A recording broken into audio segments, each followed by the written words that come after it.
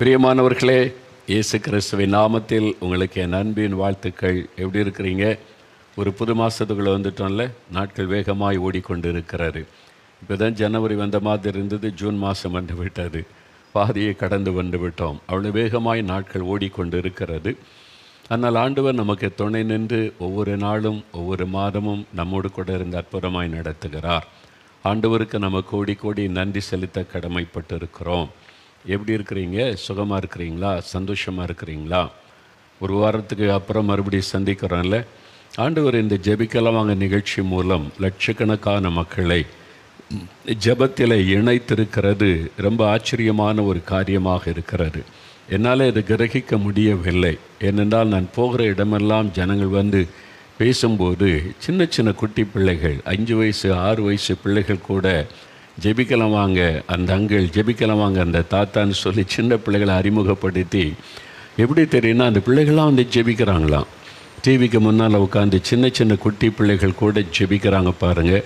இதெல்லாம் யோசித்து பார்க்க முடியாத அதிசயமான காரியம்.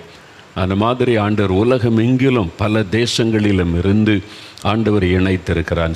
இயேசு கிறிஸ்துவை போல குற்றமற்ற ஒரு வாழ்க்கை, அந்த மாதிரி ஒரு வாழ்க்கை வாழ நம்ம அர்ப்பணித்து கொள்ள வேண்டும் என்று அதை தியானித்து ஜெபித்தோம்.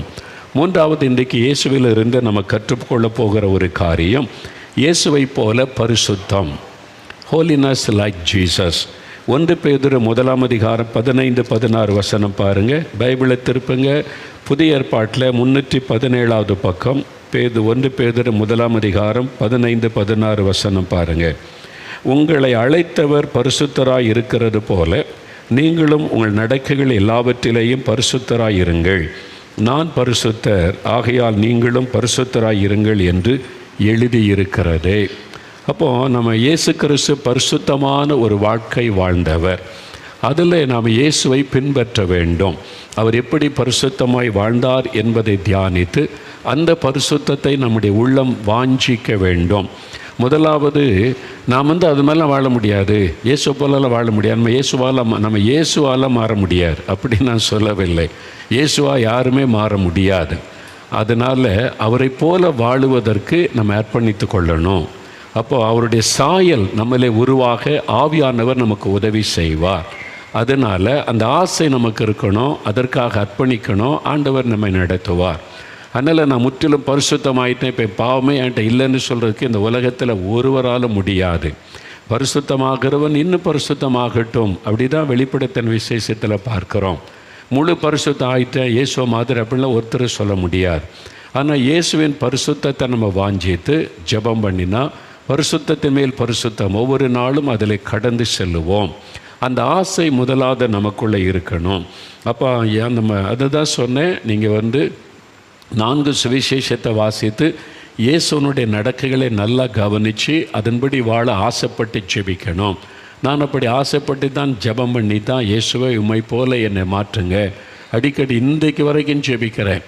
நான் ஊழியத்துக்கு ஆரம்பித்து 45 வருஷம் கடந்தாலும் இன்றைக்கும் அப்படி ஜெபிக்கிறேன். நான் முற்றும் தேறிட்டேனா? இல்லை, இன்னும் நான் பரிசுத்தம் அடையணும்னு வாஞ்சிக்கிறேன், ஜெபிக்கிறேன். ஆண்டவர் நடத்துகிறார். இதுதான் உண்மையான ஒரு காரியம். சரி, பரிசுத்தம்னா என்ன? இதான் ஒரு பெரிய பரிசுத்தம்னா என்ன? ஒவ்வொருவரும் ஒவ்வொரு கான்செப்ட் வச்சுருக்காங்க. பீடி சீர் பிடிக்கிறதில்ல, குடிக்கிறதில்ல, விபச்சாரம் செய்வதில்லை, அது செய்கிறதில்ல, பரிசுத்தமாக இருக்கிறேன் அப்படி சொல்கிறவங்க உண்டு. நான் அதை செய்கிறதில்ல, ட்ரெஸ்ஸெல்லாம் அப்படி தான் பண்ணுவேன், அதனால் அந்த உலக ஆசை கிடையாது, பரிசுத்தம். ஒவ்வொருத்தருக்கும் ஒவ்வொரு கான்செப்ட் பரிசுத்தத்தை குறித்து. அது ஒவ்வொரு மனதில் ஒவ்வொரு தேசத்தில் ஒவ்வொரு மாதிரி இருக்குது. இன்னொரு நாட்டுக்கு போனால் அது வேறு மாதிரி. அங்குள்ள இயேசுவுடைய பின்பற்றக்கூடிய சீஷர்கள், ஆவிக்குரிய சபைகள் என்று சொல்லுகிற அபிஷேகமற்ற சபையில் கூட அவங்க வித்தியாசமாய் பரிசுத்தத்தை பற்றி சொல்லுவதை பார்க்குறோம். நாட்டுக்கு நாடு, சபைக்கு சபை அது வித்தியாசமாய் போதிக்கப்படுகிறது. ஆனால் உண்மையாக அதனுடைய காரியம் என்னன்னா, சிம்பிளாக உங்களுக்கு சொல்லித்தரேன். வேத வசனத்தின்படி வாழ்வது தான் பரிசுத்தம். அவ்வளோதான், ரொம்ப சிம்பிள். வேத வசனத்தின்படி வாழ்வதுதான் பரிசுத்தம். நம்ம எப்படி வாழணும்னு ஆண்டவர் எழுதி கொடுத்துருக்கிறார்ல, அதன்படி வாழ நம்ம அர்ப்பணித்து அதன்படி வாழ ஒப்பு கொடுத்து பிரயாசப்படுறோம் பார்த்தீங்களா? அதற்கு ஆவியானவர் நமக்கு உதவி செய்வார். நம்ம ஒப்பு கொடுத்து பிரயாசப்படும் போது ஹெல்ப் பண்ணுவார். இதுதான் பரிசுத்தம். ரொம்ப சிம்பிள். பரிசுத்தம்னா என்ன? வசனத்தின்படி வாழ்வது. சரி, இயேசுடைய வாழ்க்கையிலேருந்து தானே நம்ம கற்றுக்கொண்டு வருகிறோம். இயேசு என்ன சொல்கிறார் பாருங்கள். அவரே சொல்லுகிற ஒரு காரியம், மத்தேயு 5:8 பாருங்கள். மத்தேயு 5:8 இயேசுடைய மலை பிரசங்கத்தில் முக்கியமான ஒரு காரியத்தை இயேசு சொல்லுகிறார். மத்தேயு 5:8 எல்லாருக்கும் தெரிந்த ஒரு வசனம்தான். இருதயத்தில் சுத்தமுள்ளவர்கள் பாக்கியவான்கள், அவர்கள் தேவனை தரிசிப்பார்கள். புதிய ஏற்பாட்டில் 7வது பக்கத்தில் இருக்குது.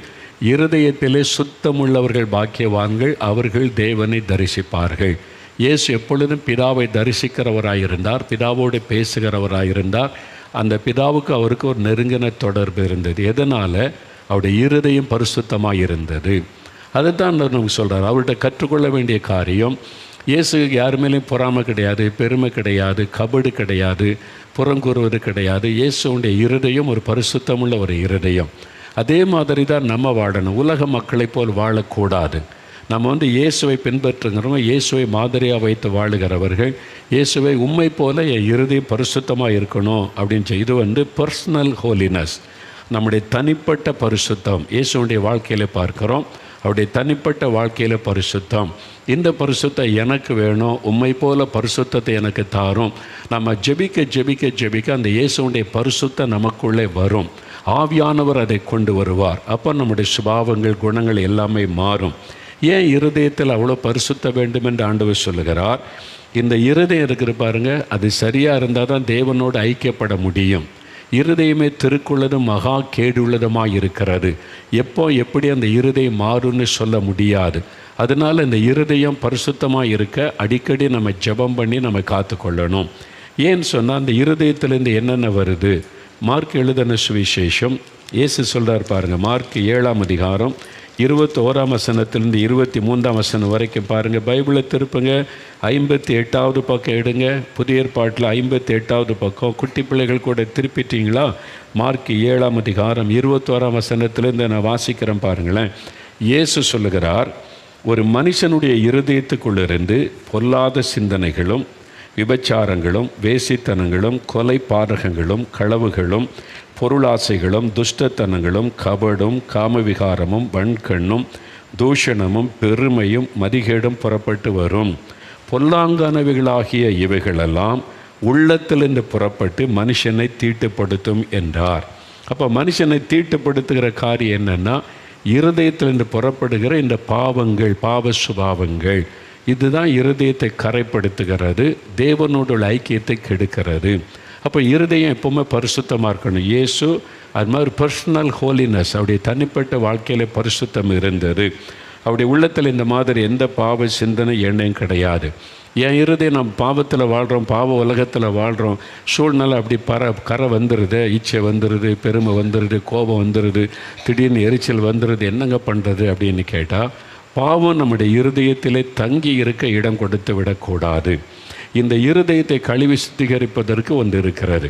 ட்ரெஸ் அழுக்கானா இது சுத்தம் பண்ணுறதுக்கு சில சோப்பு இருக்குது இல்லை சில சோப்பெல்லாம் விளம்பரம் பார்க்குறீங்க, அதை போட்டு தானே சுத்தம் பண்ணுறீங்க. தலை அழுக்காயிட்டுன்னா அதை சுத்தம் பண்ணுறதுக்குன்னு ஷாம்பு இருக்குதில்ல, உடம்பு சுத்தம் பண்ணுறதுக்கு சோப்பு இருக்குதில்ல, ஷூவை சுத்தம் பண்ணி அழகப்படுத்த ஒரு பாலிஸ் இருக்குல்ல.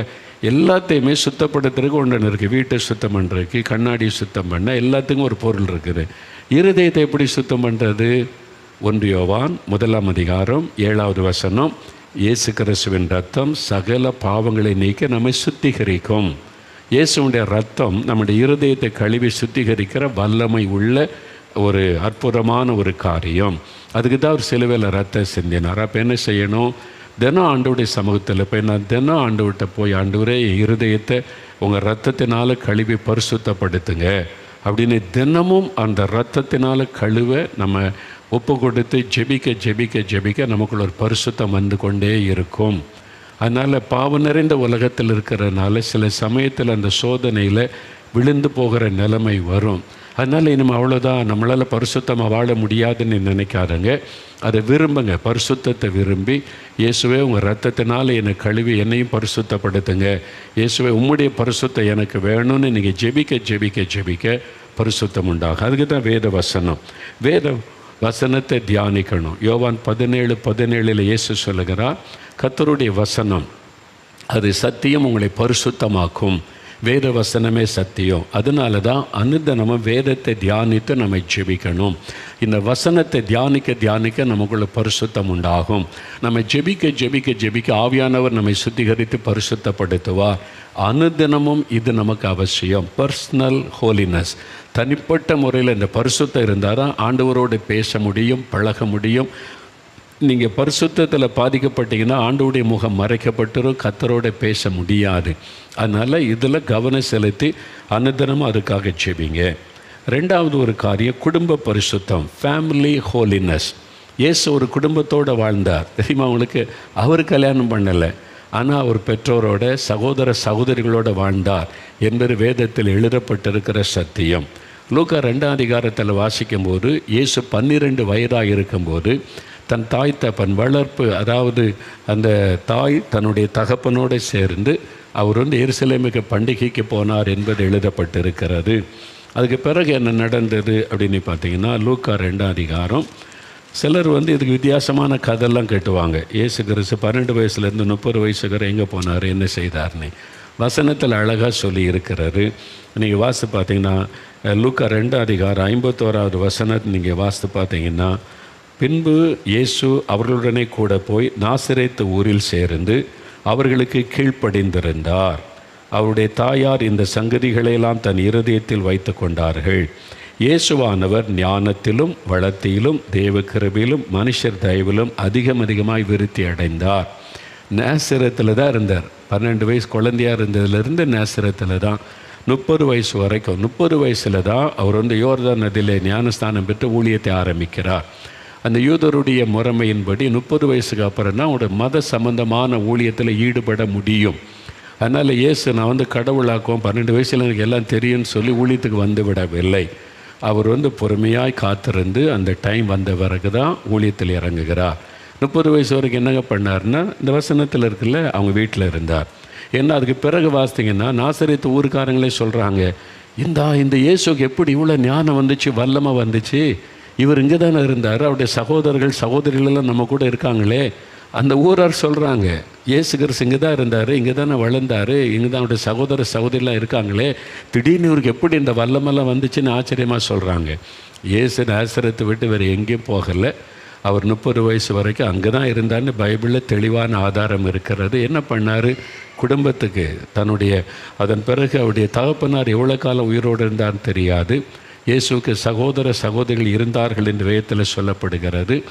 அதனால் அவர் தன்னுடைய தாய்க்கு ஆதரவாய் குடும்பத்துக்கு ஒரு மூத்த மகனாய் செய்ய வேண்டிய கடமைகளை செய்தார்.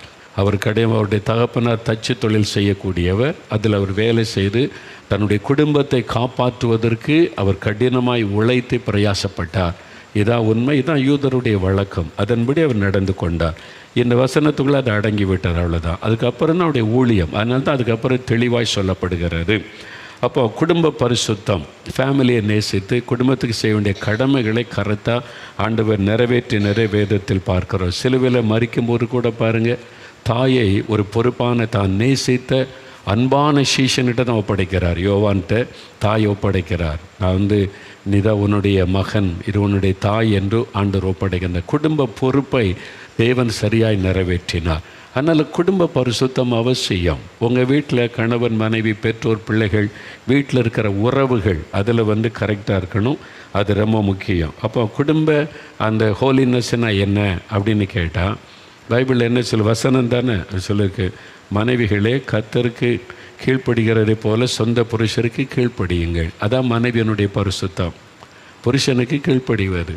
புருஷர்களுக்கு மனைவியினிடத்தில் அன்பு கூறுங்கள், அவளை கசந்து கொள்ளாதங்க, அது புருஷனுடைய ஒரு பரிசுத்தம். பிள்ளைகளை பெற்றோருக்கு கீழ்ப்படிங்க, பிள்ளைகளுடைய பரிசுத்தம். பெற்றோரை பிள்ளைகளை நீங்கள் கடுமையான வார்த்தைகளை பயன்படுத்தாதங்க, கோபப்படுத்தாதங்க, அவங்கள கண்டித்து ஆலோசனை கொடுத்து வளருங்கன்னு சொல்லியிருக்கு. அது பெற்றோருடைய பரிசுத்தம்.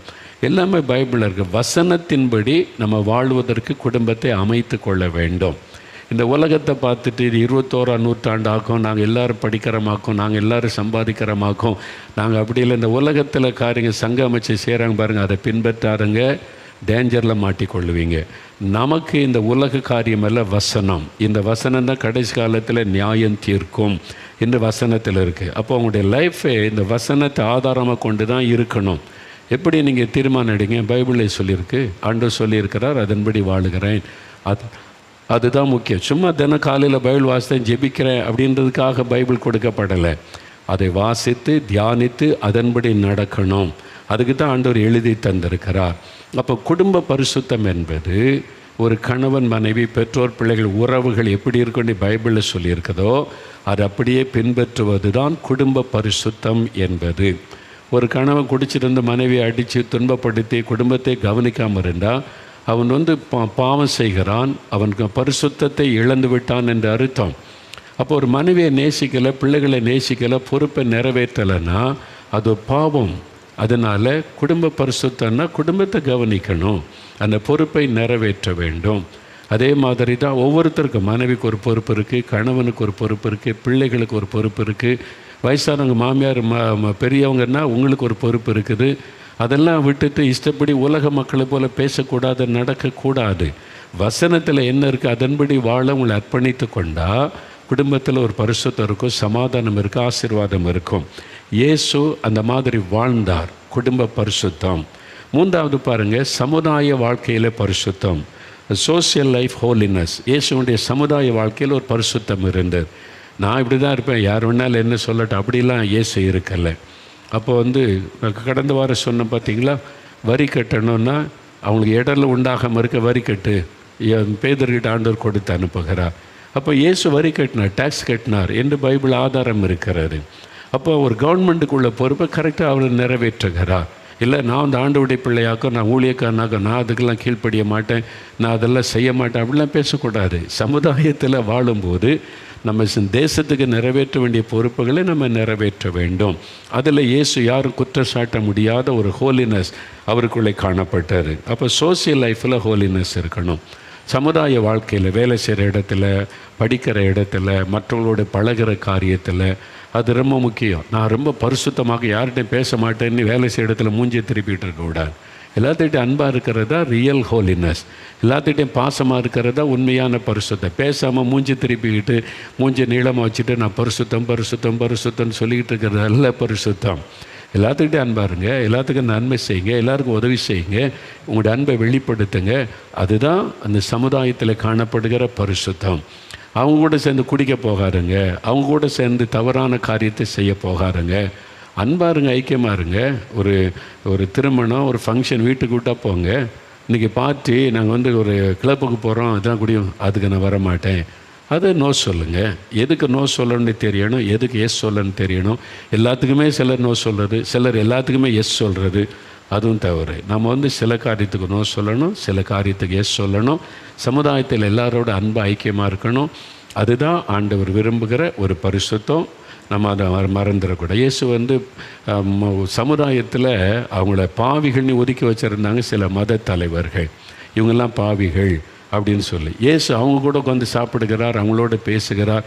அதுதான் இந்த மத தலைவர்களுக்கு கோபம். என்ன இவர் நம்ம ஒதுக்கி வச்சுருக்கிறோம், இந்த பாவிகளோடு உட்காந்து இவன் தாழ்ந்த ஜாதி, இவன் ஒழுங்கு கிடையாது, அவங்களோட போய் உட்காந்துருக்கிறார் இயேசுன்னு. இயேசு அதெல்லாம் பார்க்கல, எல்லாரையும் ஒரே மாதிரி நேசித்தார். அதான் சமுதாய பரிசுத்தம் என்பது. ஜாதி உணர்வோடு செயல்படுறவங்க பரிசுத்தம் இல்லாதவர்கள். எல்லாரையும் ஒரே மாதிரி நேசித்ததுக்கு தான் பரிசுத்தம். அங்கே எங்கே ஜாதி வந்துச்சு? இயேசுடைய பிள்ளைகளுக்கு ஜாதி கிடையாது. முதல்ல எப்போ நீங்கள் ரட்சிக்கப்பட்டு தேவனுடைய பிள்ளையாக மாறினீங்களோ ஜாதிக்கு சாகணும். ஜாதி உணர்வு இருந்தாலே நீங்கள் பரிசுத்தத்தில் உங்கள்கிட்ட இல்லை என்று சொல்லி அர்த்தம், பரிசுத்தம் இல்லைன்னு அர்த்தம். தயவுசெய்து நீங்கள் எத்தனை அந்நிய பாஷை பேசினாலும் சரி, இப்போ ஜாதியை பற்றி பேசுனீங்க, நீங்கள் இன்னும் பரிசுத்தமாகலைன்னு அர்த்தம். அதனால் அதெல்லாம் நீங்கள் கவனம் செலுத்தி இயேசு எப்படி வாழ்ந்தார், யூதன் என்றும் இல்லை, கிரேக்கன் என்றும் இல்லை, அங்கே எல்லாரும் கிறிஸ்துக்களை ஒன்று. இதான் பரிசுத்தம், ஆண்டவர் எதிர்பார்க்கிற பரிசுத்தம், சமுதாய பரிசுத்தம். இது நமக்கு அவசியம். நான்காவது பார்த்திங்கன்னா அவருடைய ஊழியத்தில் பரிசுத்தம், மினிஸ்ட்ரி ஹோலினஸ். அவருடைய ஊழிய பரிசுத்தன்றது என்ன அப்படின்னு பார்த்தீங்கன்னா யோவான் 4:34 பாருங்கள். ரொம்ப முக்கியம். ஊழியம் செய்கிறவங்க எல்லாருமே பலவிதமான ஊழியத்தில் ஈடுபடுறோம்ல, அந்த ஊழியம் செய்கிறவங்க மனசில் பதிக்க வேண்டியது மினிஸ்ட்ரி ஹோலினஸ் ரொம்ப முக்கியம். ஊழியத்தில் பரிசுத்தம் என்பது அது சிம்பிளாக ஒரே காரியத்தில் சொல்கிறேன், நிறைய என்ன சொல்லலை, சிம்பிளான காரியம். யோவான் 4:34 பாருங்கள். இயேசு சொல்லுகிறார், 129வது பக்கம் புதிய ஏற்பாட்டில் இயேசு அவர்களை நோக்கி, நான் என்னை அனுப்பினவருடைய சித்தத்தின்படி செய்து அவருடைய கிரியையை முடிப்பதே என்னுடைய போஜனமாக இருக்கிறது. இயேசு என்ன சொல்கிறாரு? என்னை அனுப்பின என் பிதாவின் சித்தத்தை செய்து அவர் எனக்கு என்ன வேலை கொடுத்துருக்கிறாரோ அதை செய்து முடிப்பார். அதான் மினிஸ்ட்ரி ஹோலினஸ். உங்கள் இஷ்டப்படி ஊழியம் செய்வதில்லை. இல்லை, நான் அப்படி திட்டம் போட்டிருக்கிறேன், இங்கே ஒரு சர்ச்சு கட்ட போகிறேன், இங்கே இது கட்டடம் கட்ட போகிறேன், இங்கே அதை செய்ய போகிறேன், அவங்க செஞ்சாங்க, நான் இதை செய்ய போகிறேன். இல்லை, அவர் என்ன சொல்லி இருக்கிறார்? அவர் சொன்னாரா? உங்களை கட்டடம் கட்ட சொன்னாரா? சர்ச்சு கட்ட சொன்னாரா? உங்களுக்கு இந்த கட்டடம் கட்டன்னு சொன்னாரா? இவ்வளோ பெருசாக கட்டன்னு சொன்னாரா? அவர் சொன்னாரா? அதை தான் கேட்பார். அப்போ இயேசு சொல்கிறாரு, அவருடைய என்னை அனுப்பினுடைய சித்தத்தின்படி செய்து அவருடைய கிரியையை முடிப்பார். அவர் என்ன வேலை கொடுத்தாரோ அதை செய்து முடிக்கணும், அவ்வளோதான். நாமளாக பிளான் போட்டு செஞ்சிடக்கூடாது. நான் அதில் தான் ரொம்ப கவனமாக இருப்பார். நிறைய காரியம் வந்துச்சு ஊழியத்தில், இப்படி செய்யலாம் அப்படி செய்யலாம், அது மாதிரிலாம் வந்தது. கர்த்தர் என்ன சொல்கிறார் அதை நான் செய்ய முடியும். அதுக்கு மேலே நான் ஏற்கனவே சொல்லியிருக்கிறேன்ல, ஒரு டிவி சேனல் ஆரம்பிக்கிறதுக்கு ஒருத்தர் 3 கோடி ரூபா தர்றாங்க.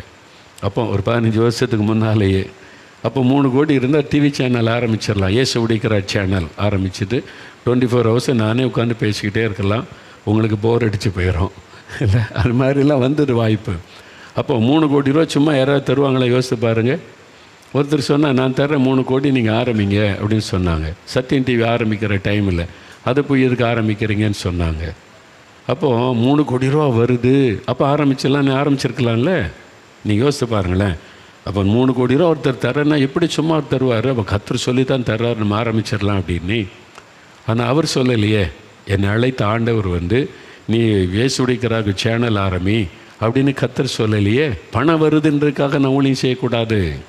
அது ஆண்டவர் கற்றுக்கொடு. பணம் வருதுன்னு வச்சு இது கர்த்தர் சித்தம் நம்ம நினச்சிடக்கூடாது. அவர் என்ன சொல்கிறாரோ என்ன சொன்னேன், ஐயா கர்த்தர் சொல்லாத ஒன்று நான் செய்ய, நீங்கள் பணம் தரீங்கன்னு நான் செய்ய முடியாது அப்படின்னு எடுத்து கர்த்தர் சொல்லணும். அவர் தான் நான் ஊழியத்துக்கு அழைச்சார். அவர் சொல்லாத ஒன்று நான் செய்ய முடியாது. அவர் சொன்னது சத்தியம் டிவி ஆரம்பித்து நியூஸ் சேனலாக நீ போகணும், அதை தான் கர்த்தர் சொன்ன, அதை தான் நான் செய்ய முடியும். நீங்கள் பணம் தர்றதுனால நான் செய்ய முடியாது. இதே மாதிரி நிறைய காரியம் வந்தது. நிறையா. நீங்கள் ஒரு காலேஜ் ஆரம்பிங்க, அது காரூணி ஆரம்பிச்சிருக்காங்கல்ல. என்கிட்ட அங்கே சொந்தக்காரங்கள் அரசியலில் உள்ளவங்கள நான் அவங்களுக்கு எல்லா பெர்மிஷன் வாங்கி தரேன், கிராமத்தில் ஆரம்பிங்கன்னு. அது அவங்களுக்கு கொடுத்த அழைப்பு, அது அவங்களுக்கு கொடுத்த தரிசனம். அதை செய்கிறாங்க. அவங்க செய்கிறாங்கன்னு நான் செய்யக்கூடாது இல்லை? அவரில் சொல்லணும். நான் சொல்லிட்டேன், நீங்கள் பெர்மிஷன் வாங்கி தரலாம், எல்லாம் வாங்கி தரலாம், எனக்கு அங்கேருந்து உத்தரவு வரணும்.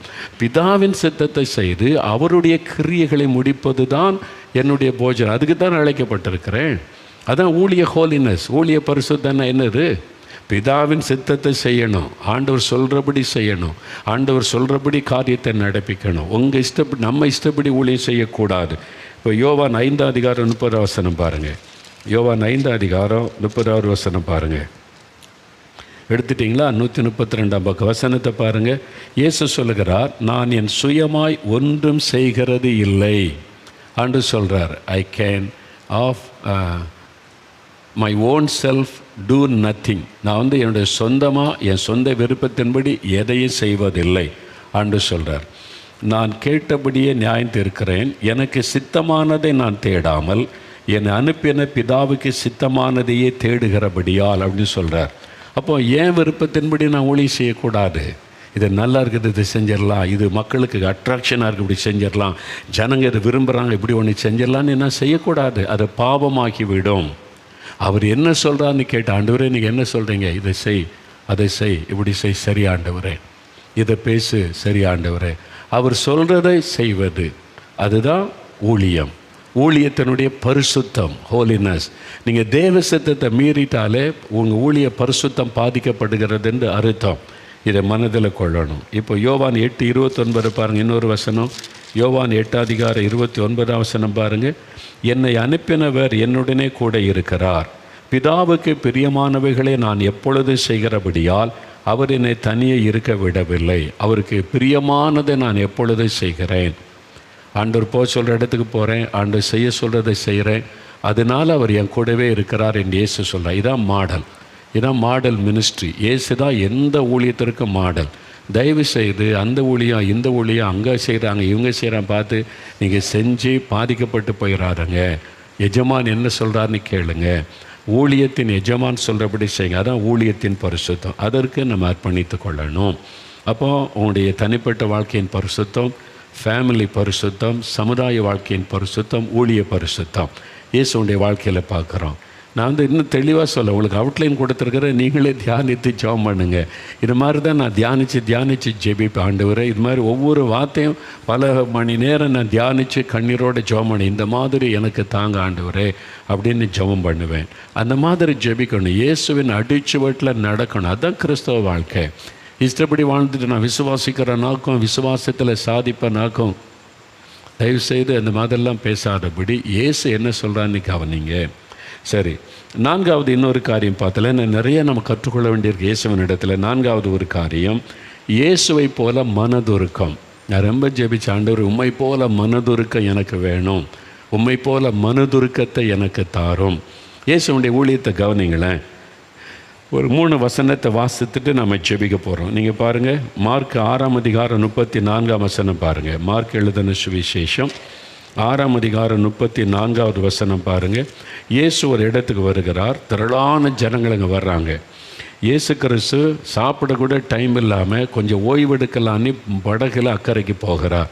இயேசு இங்கே தான் போகிறார்னு கண்டுபிடிச்சி மக்களெல்லாம் வந்து நிறைய கூட்டமாக காத்திருக்கிறாங்க. என்னடா அவங்க எங்கே போனாலும் நம்மளை டிஸ்டர்ப் பண்ணுறாங்களே அப்படின்னு நினைக்கல. அந்த 36 பாருங்கள். முந்தின வசனம் வாசித்து அவங்களுக்கு தெரியும். அவர்கள் புறப்பட்டு போகிறதை ஜனங்கள் கண்டார்கள். அவரை அறிந்த அநேகர் சகல பட்டணங்களிலுமிருந்து கால்நடையாய் அவ்விடத்திற்கு ஓடி அவர்களுக்கு முன்னே அங்கே சேர்ந்து அவரிடத்தில் கூடி வந்தார்கள். இயேசு போய் சேர்றதுக்குள்ளே பெருங்கூட்டம் வந்துட்டாங்க. இயேசு ரொம்ப களைப்பாக கொஞ்சம் ஓய்வெடுக்கலான்னு போகிறார். வந்துட்டாங்க. இயேசு கரையில் வந்து அநேக ஜனங்களை கண்டு அவர்கள் மேய்ப்பனில்லாத ஆடுகளைப் போல் இருக்கிறபடியால் அவர்கள் மேல் மனது உருகி அநேக காரியங்களை அவர்களுக்கு உபதேசிக்க தொடங்கினார். அவர் மனது உருகி பிரசங்கம் பண்ணினார். மனது உருகி அவர்களுக்கு உபதேசம் பண்ணினார்னு பார்க்குறோம். எனக்கு எல்லாம் தெரியும், வாங்க உட்காருங்க நான் சொல்கிறேன்னு சொல்ல, ஜனங்கள் மேலே மனதுருக்கத்தோடு அவர் பிரசங்கித்தார் என்று பார்க்கிறோம். மத்தேயு 14 பாருங்கள். அங்கே வசனம் என்ன சொல்லுது? மத்தேயு 14 பாருங்கள். இயேசு கிறிஸ்து திரளான ஜனங்களை கண்டபோது மனது உருகி அவர்களில் வியாதியஸ்தராக இருந்தவர்களை சுஸ்தமாக்கினார். ஏன் அவர் வியாதியஸ்தரை குணமாக்கினார்? என்கிட்ட வல்லம் இருக்குது, வர இருக்குது, பாருங்கள் நான் எந்த வியாதியை குணமாக்குவேன், எந்த வியாதியை கொண்டு வாங்க. இயேசு அப்படி எந்த இடத்துலையுமே சொல்லவில்லை. நல்ல கவனிங்க, இயேசுவை பின்பற்றி தான் நடக்கணும். அவர் வந்து மக்கள்கிட்ட சேலஞ்ச் பண்ணி எனி டிசீஸ் கம், நீ கொண்டு வா, நான் சுகமாக்கி காமிக்கிறேன் அப்படிலாம் இயேசு சொல்லவே இல்லை. ஏன் சுகமாக்கினார்? ஜனங்களை பார்க்குறார், வியாதியில் கஷ்டப்படுவதை பார்த்து மனது உருகி, அவர் மனதுருகித்தான் அவளுக்கு சுகம் கொடுத்தான்னு வேதத்தில் சொல்லப்பட்டிருக்கிறார்.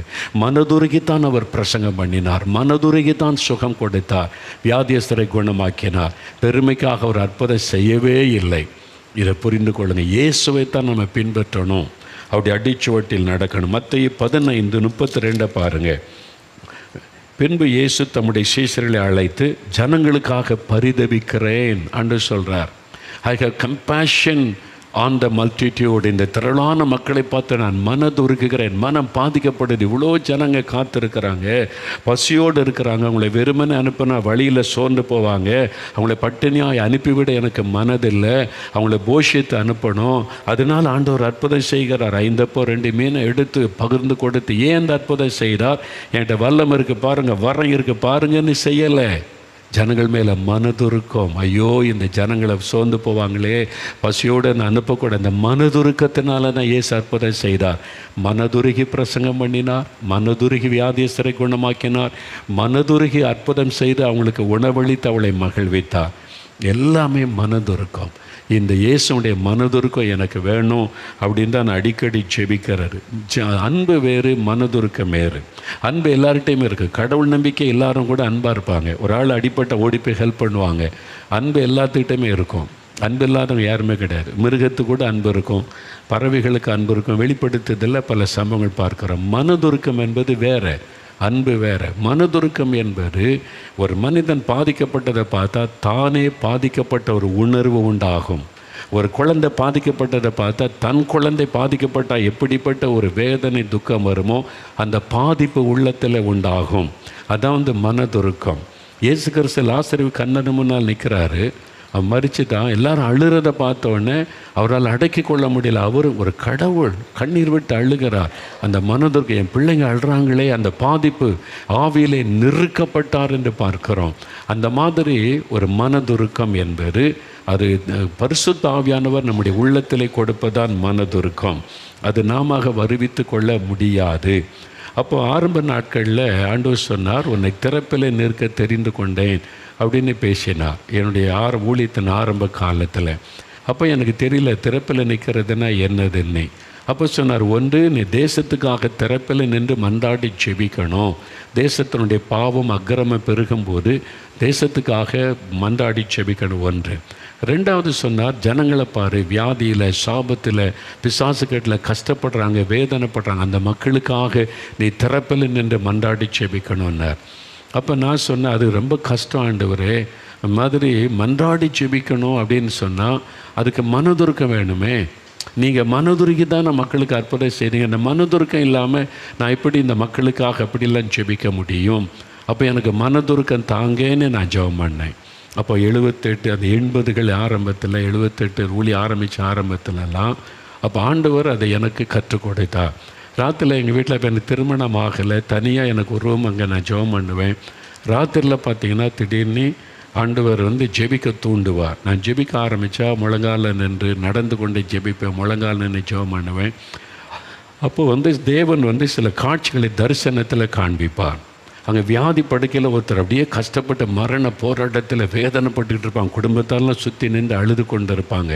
அந்த தரிசனத்தில் அது யாருன்னு தெரியாது, எங்கன்னு தெரியாது, ஆனால் கண் முன்னால் எனக்கு பிரத்யட்சமாக தெரியும்.